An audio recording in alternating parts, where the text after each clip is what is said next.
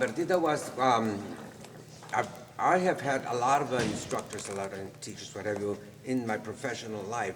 However, being 5 years old, because I was in kindergarten, you get intimidated, especially with a dance teacher and this group of young girls, etc.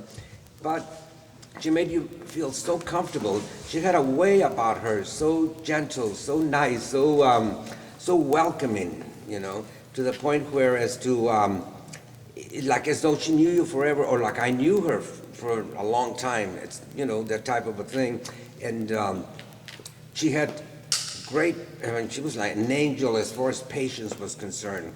I mean, even though you might have been a complete beginner, even though you might have had two left feet, have absolutely no inclination about dancing, what have you, she would take the time, she would have the patience, what have you, and she would never get after you. Oh, come on, you have to do it, or why didn't you do it, or you're not listening, or etc. Right? No, she just had a great abundance of patience. I don't know.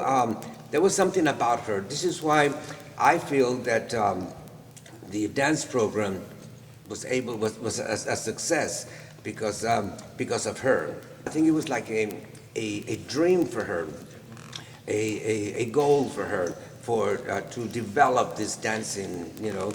When she felt the dancers were ready, she would contact some from someone to give a workshop type of a thing.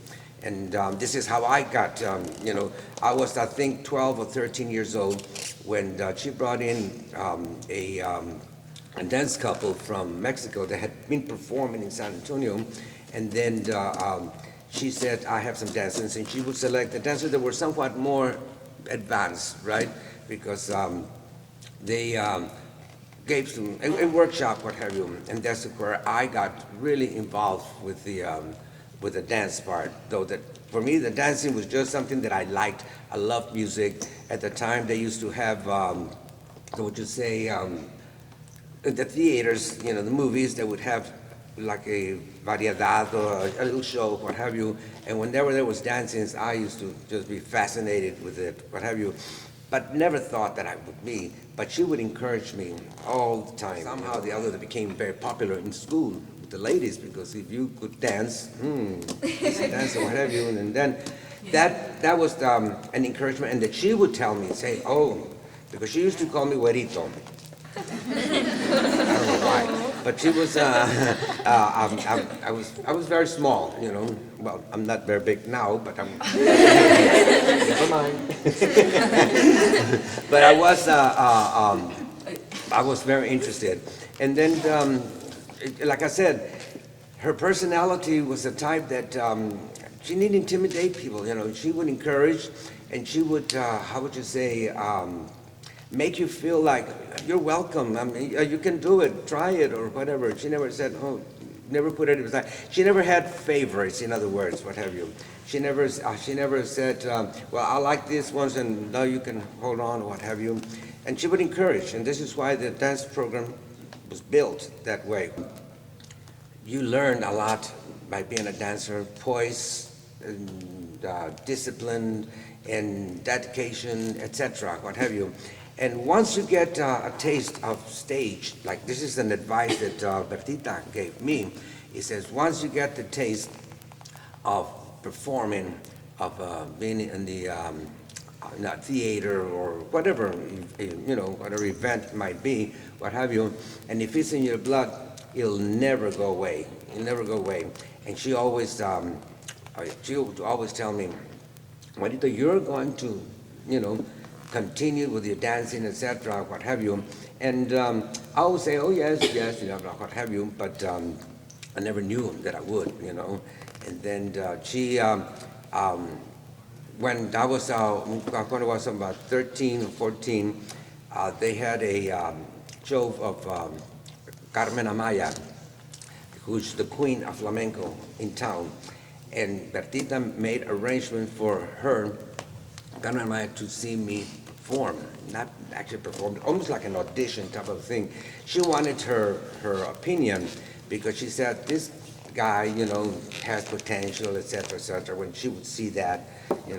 And of course, I was the only guy too, so not that I was spoiled or anything of the sort, but, and I did, Carmen Maya saw potential, what have you, et cetera, and she asked me to travel a couple of cities around Texas, and it was difficult for me to go, but fortunately, it was during the summer, not in school, because my dad was very emphatic about the schooling.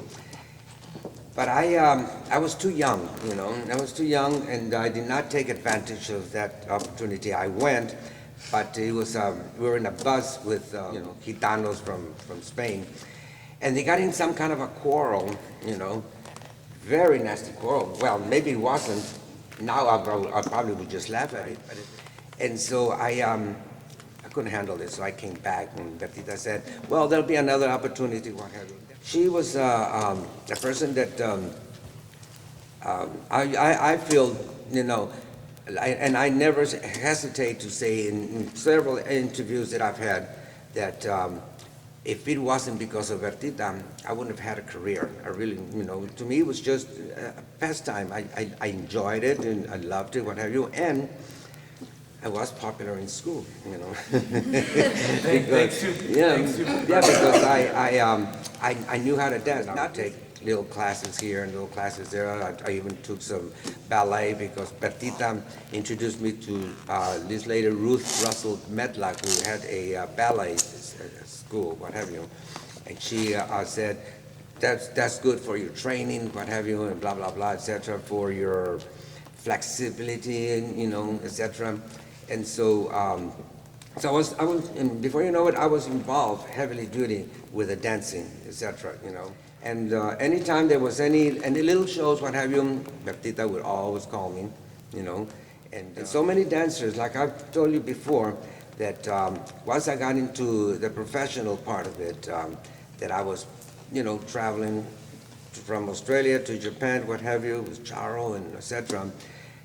I would always, I would say, 80 to 90% of my dancers all came from San Antonio. They were round dancers, not only folkloric, Spanish, flamenco, you name it, et cetera.